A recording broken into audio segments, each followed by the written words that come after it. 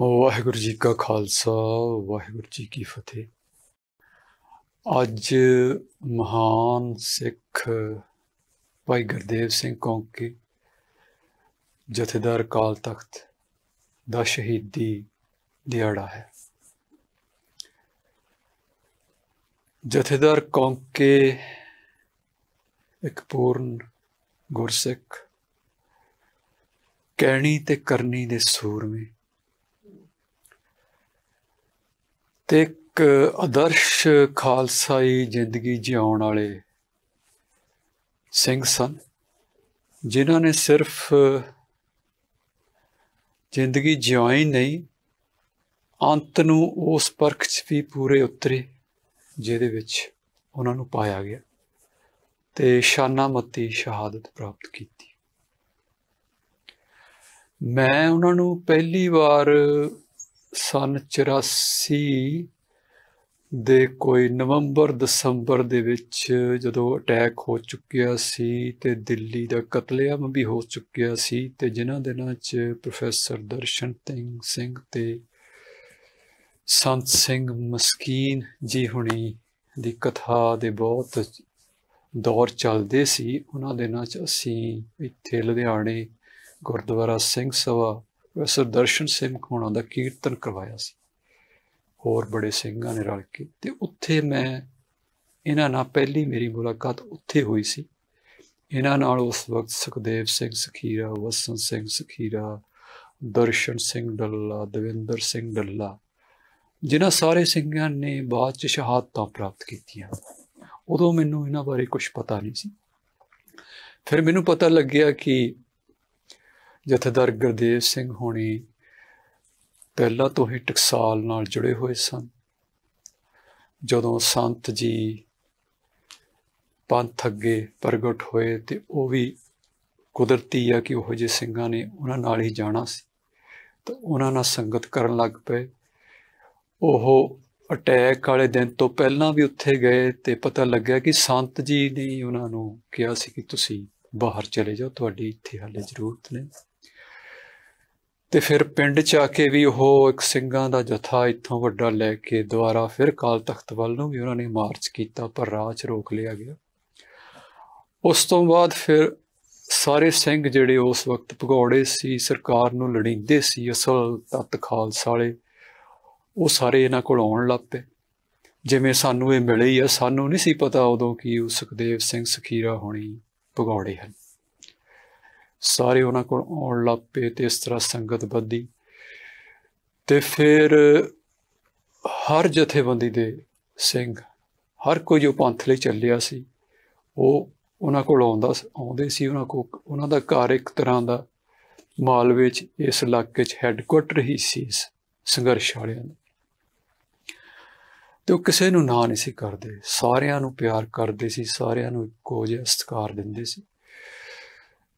ते उन्हां च एक होर गल बहुत सीगी कि वो गल मूँह ते कह दिंदे सी। वो कोई भी गल जिहड़ी मर्यादा दे जां गुरमत दे खिलाफ होवे जां सदाचार दे खिलाफ, वो बिल्कुल नहीं सी जरदे। कोई भी होवे, अपना बंदा होवे, अपने धड़े दा होवे, किसे दा होवे, किड्डी वड्डे रैंक, वो बिल्कुल स्पष्ट उन्हां कोल जुरत सी।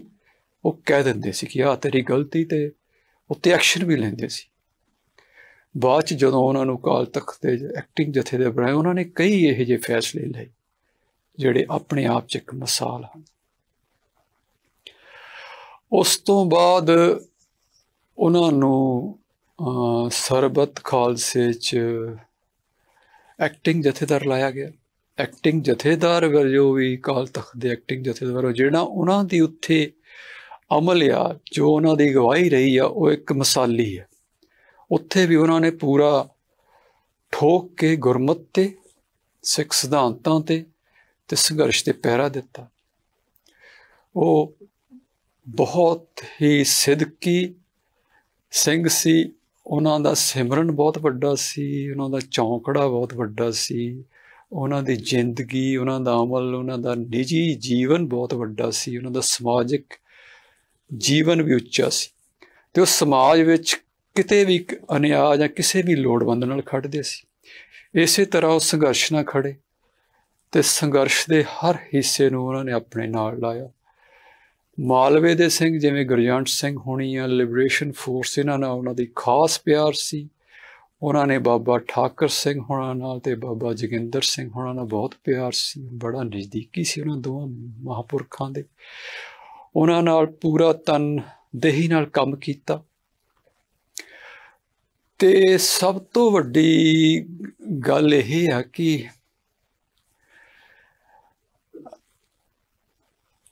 ਜਦੋਂ ਕਿਤੇ ਵੀ ਕੋਈ ਪੰਥ ਤੇ ਆਣ ਬਣਦੀ ਸੀ, ਜਦੋਂ ਕੋਈ ਵੱਡਾ ਫੈਸਲਾ ਲੈਣਾ ਬਣਦਾ ਸੀ, ਉਹ ਇੱਕ ਸੰਵਾਦ ਦਾ, ਇੱਕ ਗੱਲਬਾਤ ਦਾ ਜ਼ਰੀਆ ਬਣਦਾ ਸੀ। ਖਾੜਕੂ ਸੰਘਰਸ਼ ਵਿੱਚ ਵੀ ਤੇ ਅਕਾਲ ਤਖ਼ਤ ਤੇ ਜਥੇਦਾਰ ਸੰਬੰਧੀ ਵੀ ਸਾਡੀਆਂ ਕਈ ਵਾਰ ਇਹੋ ਜਿਹੀਆਂ ਹਾਲਾਤਾਂ ਬਣੀਆਂ ਜਦੋਂ ਸਮੁੱਚੇ ਰੂਪ 'ਚ ਪੰਥ ਨੂੰ ਇਕੱਠੇ ਹੋਣਾ ਹੁੰਦਾ ਸੀ। ਅਸੀਂ ਉਹੀ ਪ੍ਰਬੰਧ ਕਰਦੇ ਸੀ। ਜਦੋਂ ਭਾਈ ਜਸਵੀਰ ਸਿੰਘ ਰੋਡੇ ਹੁਣੇ ਵੀ ਬਾਹਰ ਆਏ, ਉਦੋਂ ਵੀ ਜਿਹੜੀਆਂ ਮੀਟਿੰਗਾਂ ਹੋਈਆਂ ਸਾਰੀਆਂ ਉਹਨਾਂ ਦੇ ਰਾਹੀਂ ਹੋਈਆਂ, ਉਹਨਾਂ ਦੇ ਪਿੰਡ ਹੀ ਹੋਈਆਂ। ਤੇ ਲਿਬਰੇਸ਼ਨ ਫੋਰਸ ਦਾ ਤਾਂ ਉਹਨਾਂ ਦਾ ਪਿੰਡ ਤੇ ਉਹ ਇੱਕ ਹੈੱਡਕੁਆਟਰ ਹੀ ਸੀ। ਪੁਲਿਸ ਵਾਲਿਆਂ ਨੂੰ ਵੀ ਪਤਾ ਸੀ ਉਹ ਹੈੱਡਕੁਆਟਰ ਆ, ਉਹ ਕਦੇ ਨਹੀਂ ਸੀ ਕਿਸੇ ਨੂੰ ਰੋਕਦੇ। ਭਾਵੇਂ ਸਭ ਨੂੰ ਪਤਾ ਸੀ ਕਿ ਉਹਨਾਂ ਦੀ ਘਰ ਉੱਥੇ ਉਹ ਆਉਣਾ ਜਾਣਾ ਬਹੁਤ ਹੀ ਖਤਰਨਾਕ ਆ, ਫਿਰ ਵੀ ਸਿੰਘ ਸਾਰੇ ਆਉਂਦੇ ਸੀ। ਪਰ ਉਹ ਨਹੀਂ ਸੀ ਕਦੀ ਕਿਸੇ ਨੂੰ ਕਹਿੰਦੇ ਕਿ ਇੱਥੇ ਨਾ ਆਓ, ਕੋਈ ਖਤਰਾ ਆ। ਤੇ ਉਹਨਾਂ ਨੇ ਬਹੁਤ ਜ਼ਿਆਦੀਆਂ ਹੋਰ ਸਿੰਘਾਂ ਦੀਆਂ ਵੀ ਠਹਿਰਾਂ ਸਾਨੂੰ ਬਣਾ ਕੇ ਦਿੱਤੀਆਂ। ਤੇ ਮੈਂ ਦੂਸਰੀ ਵਾਰ ਉਹਨਾਂ ਨੂੰ ਮਿਲਿਆ ਚਰਨਜੀਤ ਸਿੰਘ ਤਲਵੰਡੀ ਹੋਣਾ ਦੇ ਰਾਹੀਂ, ਬਾਬਾ ਸੁਰਿੰਦਰ ਸਿੰਘ ਹੋਣਾ ਰਾਹੀਂ, ਫਿਰ ਗੁਰਜੰਟ ਸਿੰਘ, ਬੁੱਧ ਸਿੰਘ ਵਾਲਾ, ਦਰਸ਼ਨ ਸਿੰਘ ਤਖਾਨਬੰਦ, ਇਹਨਾਂ ਨਾਲ ਅਸੀਂ ਕਈ ਵਾਰ ਮਿਲਦੇ ਰਹੇ। ਉਹਨਾਂ ਦੇ ਘਰ ਆਉਂਦੇ ਜਾਂਦੇ ਰਹੇ, ਪ੍ਰਸ਼ਾਦਾ ਛਕਦੇ ਰਹੇ, ਵਿਚਾਰ ਵਟਾਂਦਰਾ ਕਰਦੇ ਰਹੇ। ਤੇ ਜਦੋਂ ਉਹ ਆਖਰ 'ਚ ਉਹਨਾਂ ਨੂੰ ਫੜਿਆ ਗਿਆ, ਜਗਰਾਉਂ ਪੁਲਿਸ ਨੇ ਫੜਿਆ। ਇਸ ਵਕਤ ਇੱਥੇ SSP ਸਵਰਨ ਕੋਟਨਾ ਸੀ, ਹਰਿੰਦਰ ਚਹਿਲ ਵੀ ਸੀ, ਹੋਰ ਵੀ ਜਿਹੜੇ ਵੱਡੇ ਜ਼ਾਲਮ ਅਫਸਰ ਸੀ, ਉਹਨਾਂ ਨੇ ਇਹਨਾਂ ਨੂੰ ਅਰੈਸਟ ਕੀਤਾ ਤੇ ਇਹਨਾਂ ਨੂੰ ਪੂਰੀ ਪਰਖ 'ਚੋਂ ਲੰਘਾਇਆ। ਪਰ ਗੁਰੂ ਦੀ ਅਪਾਰ ਕਿਰਪਾ ਹੀ ਅਡੋਲ ਰਹੇ। ਜੋ ਸਾਨੂੰ ਪਤਾ ਲੱਗਿਆ ਕਿ ਇਹ ਬਿਲਕੁਲ ਹੀ ਸਿਮਰਨ 'ਚ ਹੀ ਰਹੇ, ਪਾਠ ਕਰਦੇ ਰਹੇ। ਜਿੰਨੇ ਵੀ ਵੱਡੇ ਅਫਸਰ ਆਏ ਸਾਰਿਆਂ ਨੂੰ ਦੁਸ਼ਟ ਨਾਲ ਹੀ ਸੰਬੋਧਿਤ ਕੀਤਾ ਤੇ ਬਿਲਕੁਲ ਹੀ ਆਪਣੇ ਸਿਧਾਂਤ ਤੇ ਆਪਣੇ ਅਕੀਦੇ ਤੋਂ ਡੋਲੇ ਨਹੀਂ। ਇਸੇ ਤਰ੍ਹਾਂ ਉਹ ਸ਼ਹਾਦਤ ਨੂੰ ਪ੍ਰਾਪਤ ਹੋਏ। ਸਵਰਨ ਸਿੰਘ ਕੋਟਨੇ ਦਾ ਕਹਿਣਾ ਸੀ ਕਿ ਮੈਂ ਤੇਰੇ ਵਿੱਚੋਂ ਗੁਰਜੰਟ ਸਿੰਘ, ਬੁੱਧ ਸਿੰਘ ਵਾਲ ਕੱਢਣਾ ਹੈ, ਤੇਰੇ ਵਿੱਚ ਹੀ ਹਨ। ਉਹਨਾਂ ਨੇ ਕਿਹਾ ਕਿ ਕੱਢ ਲੈ ਭਾਈ, ਅਸੀਂ ਤਾਂ ਗੁਰੂ ਦੀ ਸੇਵਾ 'ਚ ਆ, ਤੂੰ ਆਪਣਾ ਕਰ ਲਾ, ਅਸੀਂ ਆਪਣਾ ਕਰ ਲੈਂਦੇ। ਤੇ ਫਿਰ ਹਰ ਤਰ੍ਹਾਂ ਦੇ ਤਸੀਹੇ ਤੋਂ ਬਾਅਦ ਉਹਨਾਂ ਦੀ ਸ਼ਹਾਦਤ ਹੋਈ। ਮੈਂ ਕਹਿ ਸਕਦਾ ਹਾਂ ਕਿ ਜਦੋਂ ਤੋਂ ਮੈਂ ਸੰਘਰਸ਼ ਵਿੱਚ ਹਾਂ, ਜਿੰਨੇ ਵੀ ਅਕਾਲ ਤਖ਼ਤ ਦੇ ਜਥੇਦਾਰ, ਕਾਫੀ ਸ਼ਖਸੀਅਤਾਂ ਆਈਆਂ, ਪਰ ਇਹ ਸਿੰਘ ਜਥੇਦਾਰ ਗੁਰਦੇਵ ਸਿੰਘ ਕੌਂਕੇ ਵਾਕਿਆ ਹੀ ਇਹ ਲਾਇਕ ਸਨ ਅਕਾਲ ਤਖ਼ਤ ਦੇ ਜਥੇਦਾਰ ਦੇ। ਸਭ ਤੋਂ ਬਿਹਤਰ ਚੋਇਸ ਸੀ। ਤੇ ਜਿੰਨਾ ਚਿਰ ਰਹੇ ਇਹਨਾਂ ਨੇ ਬਿਲਕੁਲ ਉਹ ਫਰਜ਼ ਨਿਭਾਇਆ।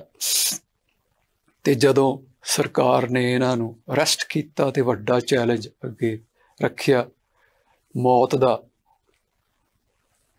ਤੇ ਇਹਨਾਂ ਨੇ ਮੌਤ ਕਬੂਲ ਕੀਤੀ, ਸ਼ਹਾਦਤ ਕੀਤੀ। ਬਹੁਤ ਹੀ ਸ਼ਾਨਾਮਤੀ ਇਹਨਾਂ ਦੀ ਸ਼ਹਾਦਤ ਹੈ। ਇਹ ਸਾਡੇ ਲਈ ਬਹੁਤ ਪ੍ਰੇਰਨਾਦਾਇਕ ਹੈ, ਇਹਨਾਂ ਦੀ ਸ਼ਹਾਦਤ, ਇਹਨਾਂ ਦਾ ਸਾਰਾ ਜੀਵਨ।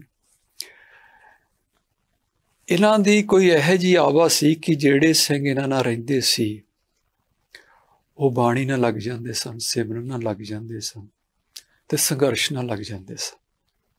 ਕਿਉਂਕਿ ਸੰਘਰਸ਼ ਲਈ, ਸ਼ਹਾਦਤ ਲਈ ਬਹੁਤ ਜ਼ਰੂਰੀ ਆ ਸਿਮਰਨ ਤੇ ਬਾਣੀ। ਇੱਕ ਵਾਰ ਜੇਲ੍ਹ ਦੀ ਗੱਲ ਹੈ ਕਿ ਸੰਗਰੂਰ ਜੇਲ੍ਹ 'ਚ ਜਦੋਂ ਇਹਨਾਂ ਨੂੰ ਅਰੈਸਟ ਕਰਕੇ ਲੈ ਕੇ ਗਏ ਤਾਂ ਉੱਥੇ ਸਿੰਘਾਂ ਨੇ ਹੜਤਾਲ ਕਰ ਦਿੱਤੀ ਕਿ ਅਸੀਂ ਇਹਨਾਂ ਨੂੰ ਮਿਲਣਾ ਹੈ। ਤੇ ਉਸ ਵਕਤ ਬੜੇ ਜ਼ਾਲਮ ਅਫਸਰ ਸੀ ਸੰਗਰੂਰ ਜੇਲ੍ਹ 'ਚ। ਇੱਕ ਬੜਾ ਬੁੱਚੜ ਸੀ ਜਗਰੂਪ ਸਿੰਘ ਤੇ ਇੱਕ ਜਿੰਦਲ ਸੀ, ਉਹ ਨਹੀਂ ਮੰਨੇ। ਉੱਥੇ ਗੱਲ ਵੱਧ ਗਈ, ਗੋਲੀ ਚੱਲੀ, 3 ਸਿੰਘ ਸ਼ਹੀਦ ਹੋਏ। ਜਿਨ੍ਹਾਂ ਵਿੱਚ ਵਸਨ ਸਿੰਘ ਸਖੀਰਾ ਵੀ ਸੀ। ਇਹੋ ਜਿਹੀ ਸੀ ਇਹਨਾਂ ਦੀ ਸ਼ਖਸੀਅਤ ਕਿ ਜਿਹੜਾ ਵੀ ਇਹਨਾਂ ਦੇ ਰੰਗ ਸੰਗਤ 'ਚ ਆ ਜਾਂਦਾ ਸੀ ਉਹ ਗੁਰੂ ਦੇ ਨੇੜੇ ਆ ਜਾਂਦਾ ਸੀ। ਇਹਨਾਂ ਤੇ ਬਖਸ਼ਿਸ਼ ਸੀ, ਇਹਨਾਂ ਦਾ ਉੱਚਾ ਕਿਰਦਾਰ ਸੀ।